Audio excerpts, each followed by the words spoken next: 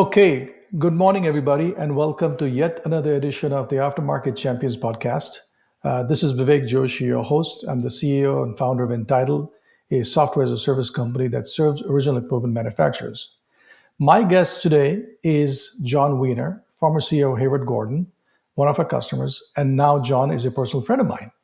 He too lives here in Austin like me, and I thought it'd be great to have him come in and join us as a guest to tell us a little bit about his story, about his experiences leading up to Hayward Gordon, but more importantly, the role of aftermarket in the context of Hayward Gordon and his career, because he's had quite an illustrious career to this date. So, with that, welcome, John. Welcome to the show. Thanks for joining us today.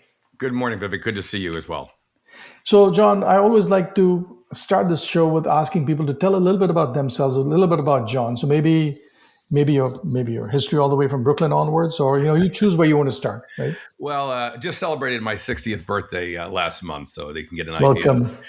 Yeah, thank you very much. But I went to University of Denver, graduated in the mid '80s, and then eventually went final education at the Harvard Business School at the Advanced Management Program, which was a great way to kind of cap off my education. Spent 26 years in corporate America, a company called Paul Corporation. Paul is the world leader of filtration, industrial filtration, and life sciences. I was on the industrial side, and for 26 years, worked with some of the best and brightest people I've ever met. I'm very fortunate to have that career. And during that time, I spent a total of 12 years living and working in Asia. First in the early 90s, then in the from 2004 through 2011. Lived in Singapore, lived in Japan, and was able to eventually, I ran the industrial businesses throughout Asia. That's 13 countries and about $500 million of sales. After 26 years, I think it was time for something new, and wound up working with Baird Capital out of Chicago, running one of their, and eventually two of their portfolio companies, a company called Kason. And I moved from membrane filtration and consumables in that respect to capital equipment, which was a small part of Paul's business. We definitely had the approach. We sold equipment to sell filters, and so it's definitely the idea was to get as many filters as you could sell.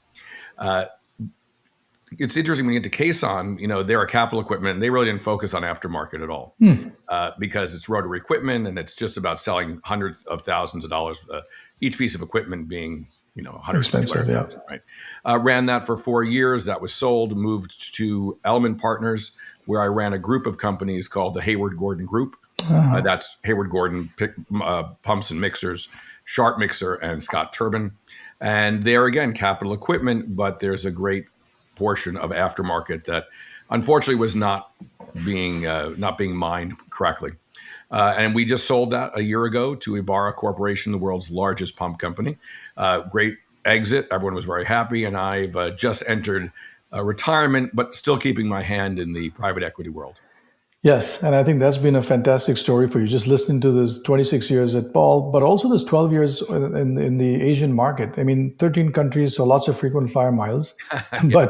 But I think the point is that in those 12 years, you probably saw lots of similarities and differences in the way those markets treat capital equipment and the post-sales environment, in your case, filters, versus maybe the US and European markets. Is there something there that was unique in terms of Asia versus US that you took away?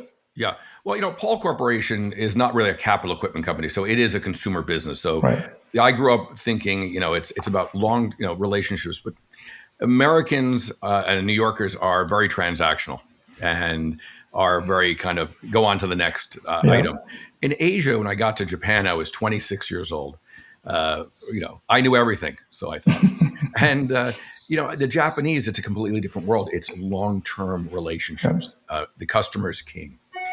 You do everything you can do to make that customer happy. And so the Japanese really taught me about that stickiness with relationships, about going the extra mile, and then maybe even a little bit beyond that. Customer complaints were taken with the utmost seriousness. If a customer is down, their business stops, our world stops. And I think that's true of a lot of Asia. So Japan certainly exemplifies it, but through India and Singapore, Korea, and those countries, quality is key, making the customer happy, and establishing those really long-term decisions. The other thing was lucky is that Nepal was a very big company, 12,000 employees. Wow. Asia had I had about 1,800 with the factories, but there were 13 countries. So when you looked at it outside of Japan, they were really small businesses. You had to be quick, you had to be nimble. You weren't dealing with matrix organizations like you would at the mothership in New York. And so I was able to work in a big organization, but have the feel of running a small company. But there's something interesting you said in addition to the small company bit at the end. You talked about the relationships, the continuity, the stickiness, and the ability to kind of be making sure you're always taking the customer's outcome as a first thing. Now, when you translate that to your experience, not just at Kson, but really at the Hayward Gordon companies, how did that manifest itself and how you started making changes, what kinds of things you started doing? Because that to me is really a secret sauce. I think a lot of companies forget that the Yeah. ability to tie together long-term relationships, right? Yeah. Well, capital equipment, if you're selling pumps, let's say, and you get $1 million worth of pumps for a municipality, when are they going to come back and be your customer again? 10 years, 20? The pumps last certainly that long. So unless there's an expansion or something, tragic happens, they're not your customer. So your salespeople are looking to move on to the next big elephant to kill. But the aftermarket is the best opportunity. So you Yeah. need to kind of start figuring out how do you stay with that customer. One is obviously making sure your quality is better than anyone else, because you don't want to spend your time fixing problems that you didn't have to create in the first place. Right. But beside that, what we really learned, I think, at Hayward Gordon is you can't ask salespeople to be what they're not, which is aftermarket salespeople. Elephant hunters need to hunt elephants, and farmers need to farm. Yep. And so we decided, let's create a separate sales organization outside of the capital guys and hand off the business. In fact, I'd say it even started before the sale. We looked at our quote system and said, why aren't we quoting the aftermarket parts, a set of them, Up with the front. initial, right? And you say, well, why do I need parts? And we'd explain to the customer it's good to have them in case something happens. Maybe you Right. break something. And we would give them a package deal. But we wanted to get our part number in their system. Right. So Right. that when someone in purchasing a year from now says, Right. a seal for a Hayward Gordon, boom, they got the part number. So it started there. Then once you got the order, the day of really installation, one of the checklists is an introduction to the customer to the aftermarket team, whoever's got that customer. So you had to make that connection, right? I'm leaving. Thank you for your sale. Here's Dave. He's going to take care of the aftermarket. And we would actually have scheduled 30-day, 90, 6-month, and 1-year follow-ups. Fascinating. Right. So this way, you got an email and a call just following up. How's everything going? Well, the customer Right. will tell you. And Right. if it's not, you want to know that. And if it's great, Right. you want to know that too. Right. And there was an opportunity for, have you serviced it? There's a certain amount of lubrication that needs to go on, and you need Right. seals. And how is it? We also tried to sell monitoring, and that was some success. I think it's going to get better now with the Internet of Things. But the idea is, hey, why don't I monitor your equipment? I'll tell you when you need something. And I think that's the future. And the last part is looking back at Hayward Gordon was a 70-year-old company. Sharp and Scott Turbin were 50-year companies. The next question was, how do we go after that treasure trove, that mine of gold, which is an established base of customer? It's been out 20, 30 years. It does need aftermarket and regular service. How do I get that? Because if I'm not selling it to you and I sold you the equipment 5 years ago, 10 years ago, 20 years, Somebody else is there. somebody's eting my lunch. So we really kind of had to look at the whole process from new equipment and creating that opportunity that goes forward. How do we create new opportunities like with monitoring? Truthfully, the biggest opportunity is that mine of 30 to 40-year-old equipment. And how do I get that going forward? So it's a multifaceted approach, and one which I think that Entitle really helped us unlock. But I appreciate that last part, but I think to go back to something you said, which is interesting, right? So at the point of sale, once the sale and installation is done, your capital equipment salesperson hand off, your aftermarket manager or team leader, whoever it could be, saying, my job is done. You got your pump up and running. By the way, here's John Weiner, who's now going to take care of you over the next few months, years, whatever it might be. That's an interesting handoff. I've not seen too many people put that into practice on that kind of handoff basis. Is that something you took from Paul, or is that something you guys developed in your own, or was that an existing practice? Because that's actually a really good practice in my mind. Yeah, I think I got it. Truthfully, Paul was more always like less capital, so it was more. Sure. I think the idea originally, and probably wasn't even from me. I have to tell you, I've had some great people who worked for me and who I've Yeah. worked for. So I'll take credit for this conversation, but likely I'm lying. But we talked about how car dealerships do it. When you sell a Right. car, when you Right. buy a car, and the salesman's with you the whole time, and he has agreed on a price, and he walks you over for the paperwork, and then they're going to sell you, of course, the undercoating and all the horrible things you Yep. want to argue. But he's walked away because they want him back in the front of the showroom for the next customer to walk in, Yep. and actually for the life of your car, it'll be that service guy, Yep. and it's a very effective way because you don't want the guy who's selling you the car trying to sell you on a tire replacement program. Yep. So, Yep. No, so I I think that's a think great it practice, though. comes from Really there. good practice. Right.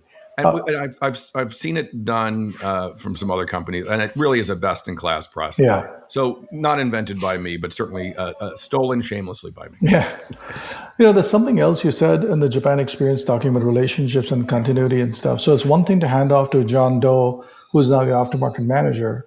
The question is, how do you go about making sure that organizationally and institutionally is John Doe and Jane Smith and whoever else follows this customer or set of customers have a certain cadence or rhythm to go. You talked about emails and phone calls every 30, 60, 90 days or whatever it could be. Yep. But just going beyond that, embedding that mindset in the company is also important. How do you go about doing that in Right. a company as old? And, honestly, with age or tenure comes practices that are embedded in your brain, right? Right. Yeah. That Well, I change think hard. one of it is we really bifurcated the two things very clearly within the company. So you've had a sales manager for capital equipment, and we had a sales manager for aftermarket. Yep. And first of all, as I told you, the aftermarket is the gravy; it's the high margin. So Yep. capital equipment, 25% margins might be really good. Yep. Aftermarket, 50 and 75 is really good. Yep. So every dollar I sell in aftermarket is worth three times in some cases the capital. It needs to be elevated to the same status as the capital equipment. And in fact, you're trying to get to at least 25 or 30% of your total revenue to be aftermarket. And if Right. it's 30% of your revenue, that means it's almost equal in profit to your capital, right? So there really should be equally weighted. The sales team, of course, always has sales commissions, and so does the aftermarket team. So Yep. incentivizing these people for those sales is very important. And yes, you can automate emails. You can automate. We did promotions, so that first sale is the most important. Yep. Getting your SKU number in their system is so important. So we don't just do a package of, let's say, aftermarket parts. We had everything enumerated so we could Yeah. get each of those into the system, and then people were incentivized, paid for quarterly for the aftermarket sales. It's a But bit of a just having a Trojan manager horse. doing it, I think, is important to Yeah. show the seriousness of the company. Yeah.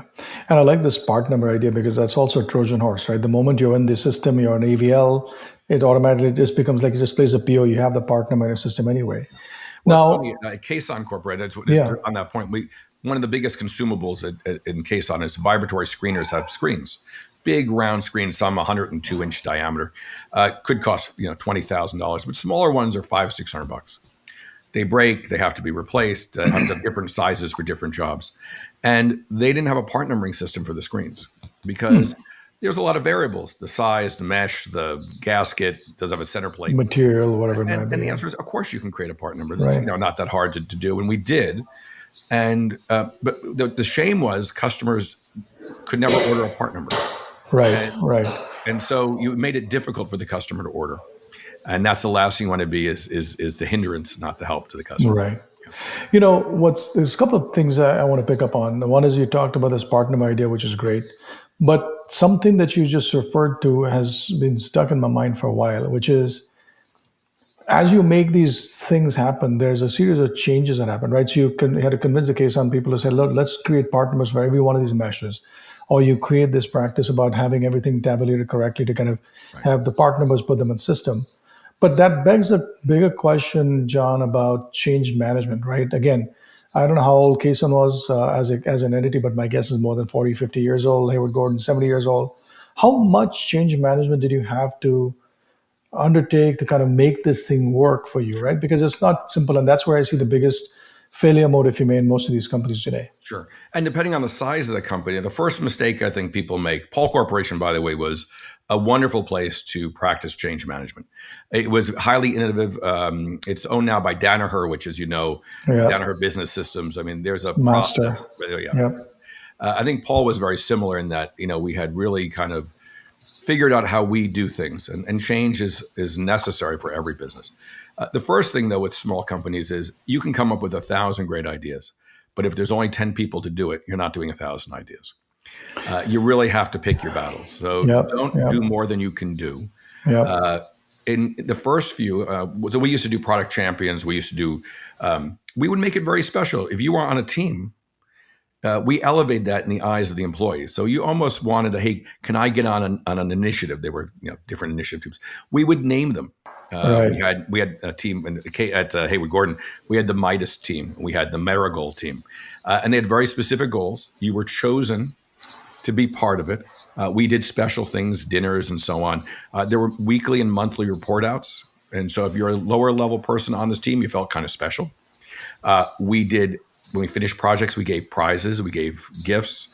Everyone had pens and T-shirts that had Team Marigold and this and that. So you really want to create an excitement around the initiative. But it has to be a very clear start and finish. You have to set the goals. You have to manage it. And you make these people feel as if it matters, that they're You know, changing the company. it's a big deal to make people feel special. It's a big deal to get them motivated to do these things right. And I think that's an important aspect. Now, one question for you regarding that, and it goes back to what you said a little while ago, which is it's one thing to have a Paul with 12,000 people and Kaysan with whatever the size was, and coming to Hayward Gordon, where maybe you don't have the size of employees that population, if you may. Yeah. And therefore, finding even the 10 people to do it is always hard in these smaller companies, right? Right. Did you have to go back and maybe reskill certain things or maybe bring in people from the outside? How do you kind of make some of these things stick there? Yeah, I mean, clearly, if you don't have the skill set in house, you've got to go out and get it.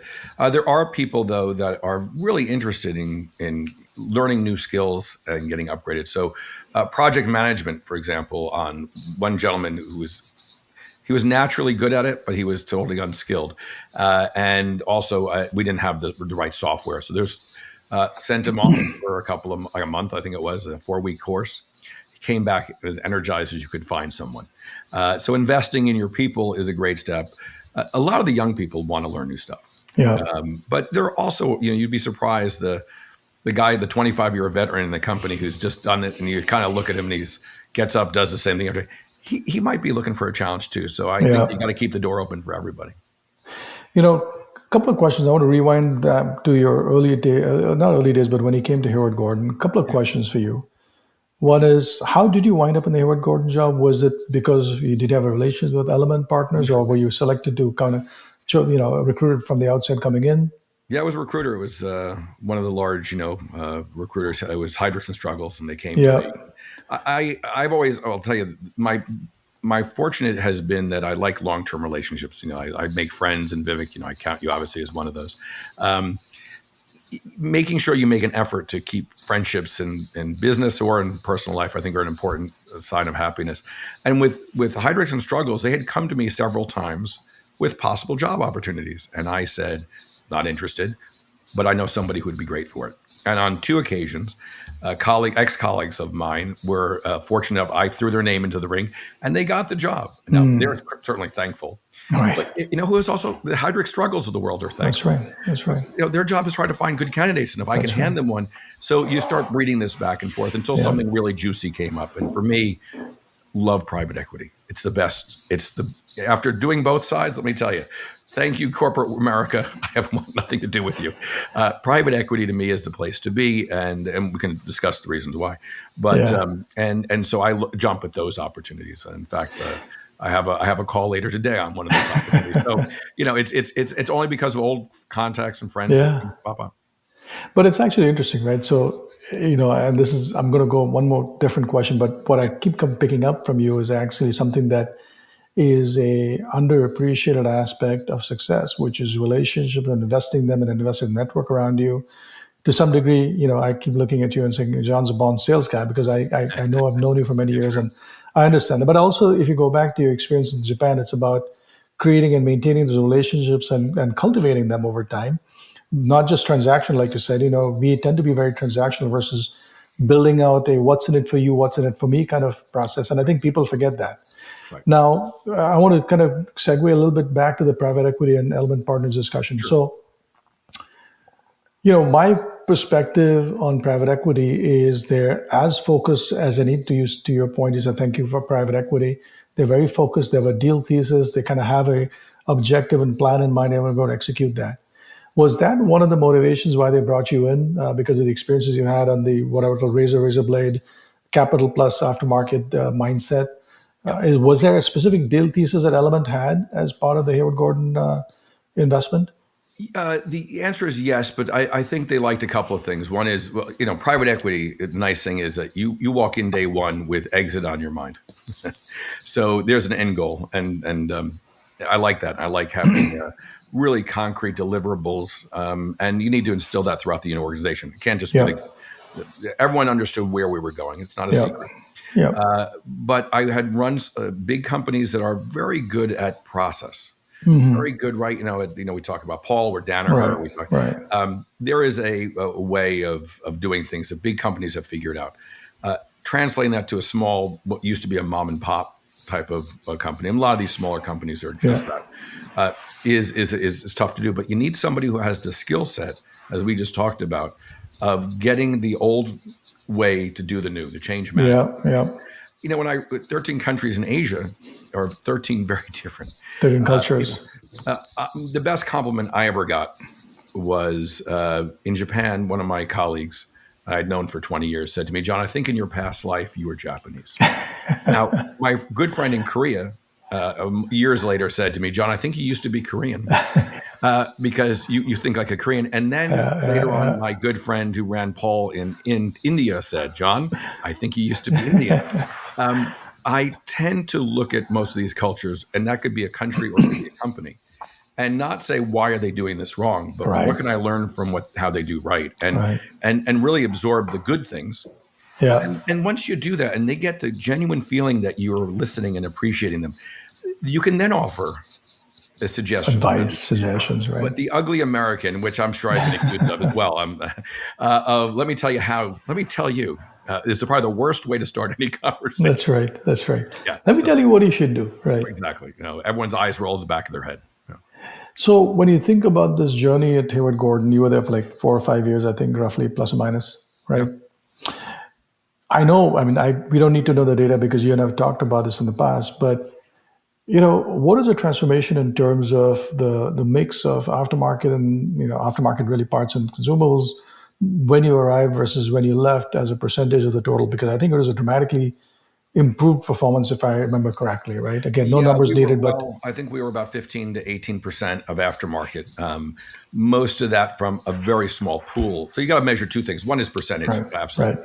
The other is it? Yeah, you're getting all this money, but it's from one or two customers. yeah, A lot of it was from the mining industry, and I think the reason for that obviously is they're hyper focused high wear on rates, yeah, keeping things yeah, moving. There are remote locations. They buy lots of parts because if something goes down, and also it's custom equipment, so you yeah, can't just call up 8 different suppliers and get them. right, The tough part is expanding that base and on some of the more consumable things that are really pass-through items yeah, that you can buy and resell and still make 2 or 3 times the money right, because right, that's the very seals and gaskets, yeah, yeah, those type of things. And so we went from about 15 to 18, and we certainly were over 30. And that's that's a big again number, creating that stickiness with the new stuff, but that's a right, very slow process. And right, if I sell a piece of capital equipment, my first aftermarket might be a year or two down the road. that's right, that's If right, I want to get at it today, it's about mining the old customers.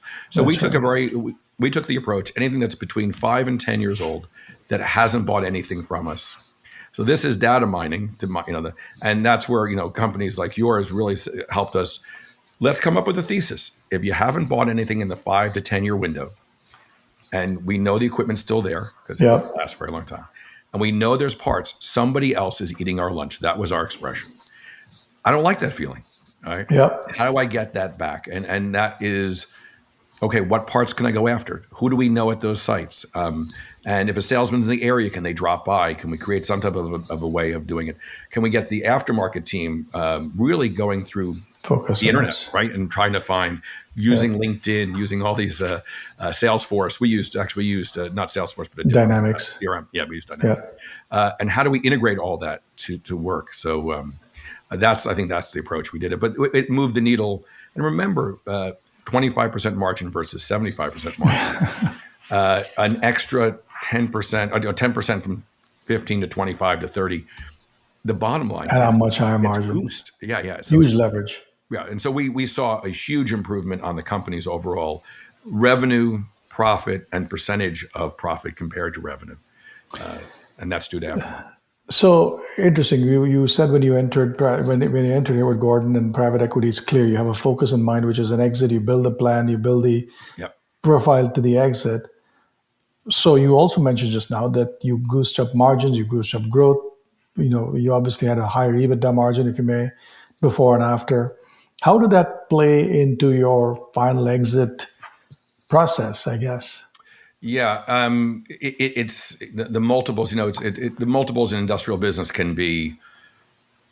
It depends. The heydays could be 10, 12, 15%. Yeah, yeah, It's not SaaS and it's not yeah. life sciences. There's no 25s and 30s. That's right. And in the worst side, if you have a very small customer concentration, could be 5 or 8%, 6%. Yeah, yeah, And then after COVID and as in obviously as interest rates have gone up, the ability for private equity to leverage has gotten harder.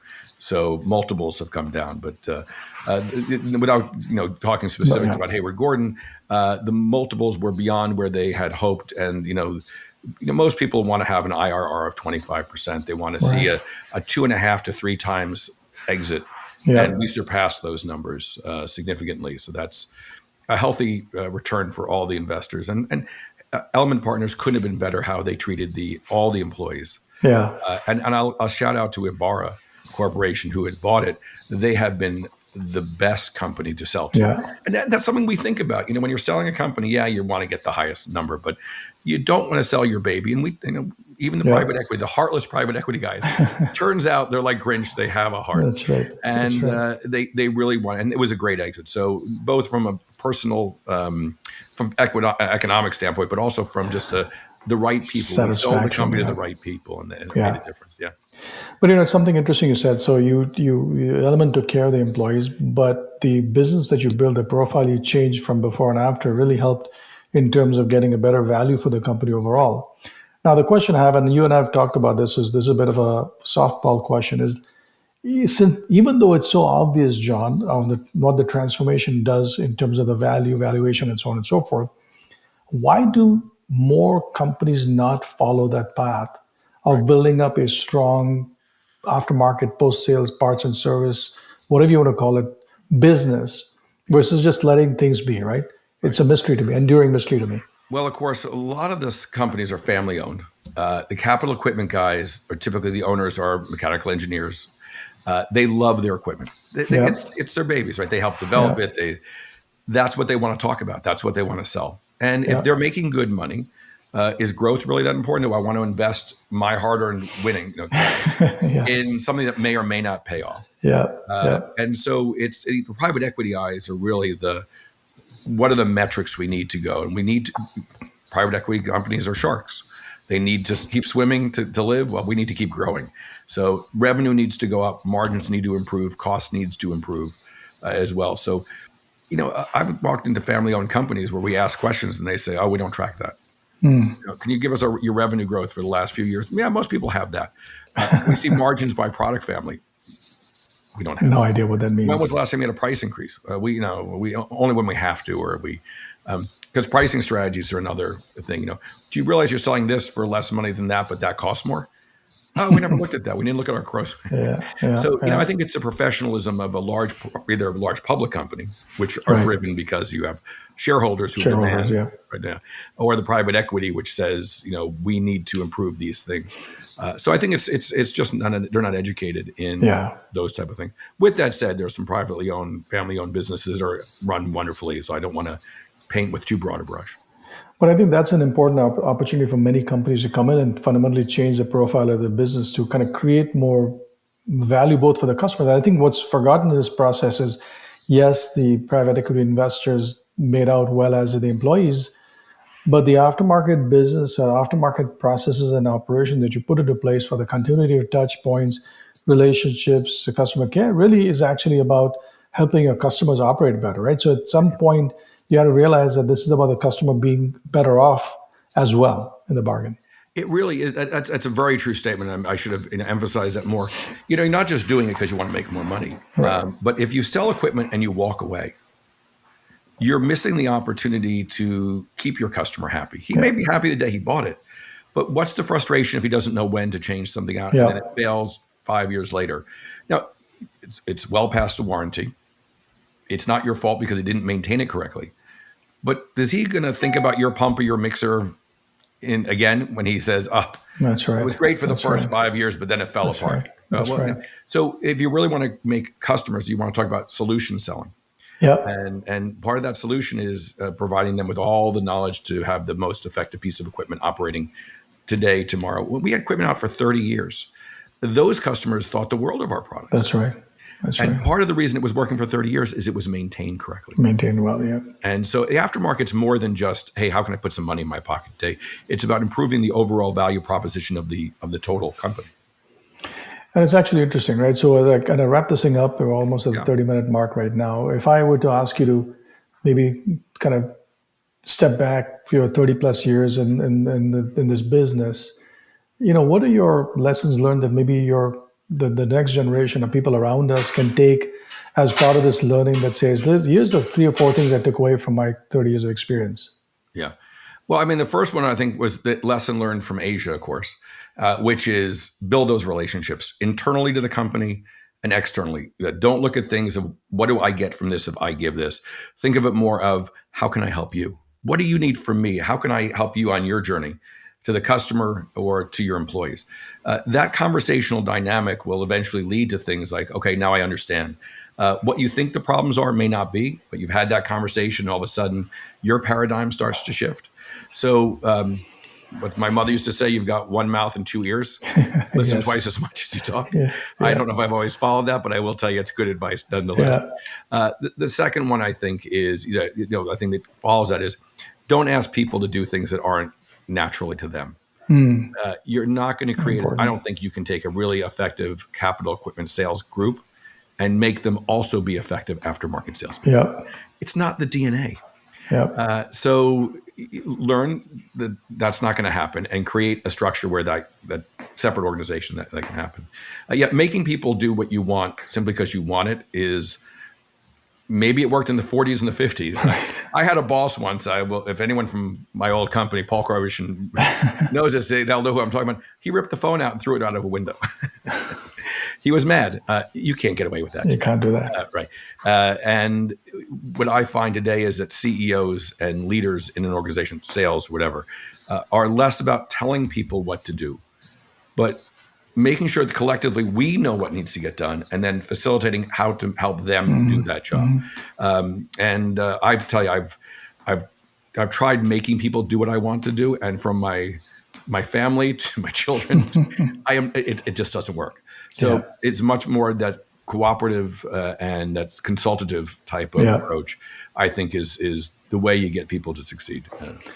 That's amazing. I think this has been a fantastic thing. So I always like to end these interviews or these discussions, John, with my favorite question, right? I'm a big podcast listener. I love Guy Yeah. Raz and his how I build his stories. He always asks at the end, I like to ask the same, if you think back to your career and where you are today, how much of it is luck versus how much of it is because of your own brilliance and, charm and good looks, right? Well, the charm and good looks, I think your listeners will obviously understand that that's not it. I would say luck is probably 75%. I was very fortunate to have some wonderful bosses, people who really taught me what it means to be a boss, and that means not throwing phones out windows. But it really was about listening to me and understanding. When they would ask a question, so where do you want to be in 5 years? That type of. They weren't just asking this to get for a pat answer. They were like, okay, how do I help you get there? And so I had great mentors along the way. I had great opportunities, but I also took advantage of the opportunity. So the luck is getting an opportunity. The smart is taking it. Right. Right. So opportunities to move to Japan or move to Singapore or to run different divisions. I may not have been the first person they asked. I can't Right. say that's true, but you may have had someone who said, "No, I don't want to move to Japan. What are you, Right. crazy?" I was crazy enough to say, "Yes, I want to move to Japan." I met my wife there and raised my kids there for many years, and it was by far one of the best experiences in my life. And so, do things that make you uncomfortable. Try the things you don't know how to do. Understand that no one knows all the answers to everything all the time. My goodness, and so it's okay not to be to know. It's okay to ask for help. Ask questions. Yeah. And typically, what I used to tell people is, if I'm the smartest person in the room, I'm in the wrong room. So I want to be in a meeting where I hire Yeah. people and I work with people who know much more than I do. Yeah. That's really the signs typically of good managers. So 75% luck, 25% smart enough to know that I'm lucky. That's brilliant. That's a great answer. And I love that answer. And that's actually really consistent with many of the other people I've talked to, a very similar mindset, which is there's a lot of things that happen that bring you to a certain place, but then what you do with it is something that's up to you. But in more cases than not, John, they've said the same thing which you did, which is they've been lucky to have been in certain jobs around certain people in the early days, which gave them a boost, Mhm. and they made took advantage of the opportunity. So Right. that's a great way to end this conversation, John. I really appreciate you taking the time today. I know in retirement you're busier than ever, so I appreciate you taking a few minutes today to chat with us. Thank you very much, and I'm sure we'll get a lot of feedback on this when listeners uh, take the time and listen to this in the next few weeks. So thank you, John, and have a great day. My pleasure. Thanks again. Great seeing you. Thank you.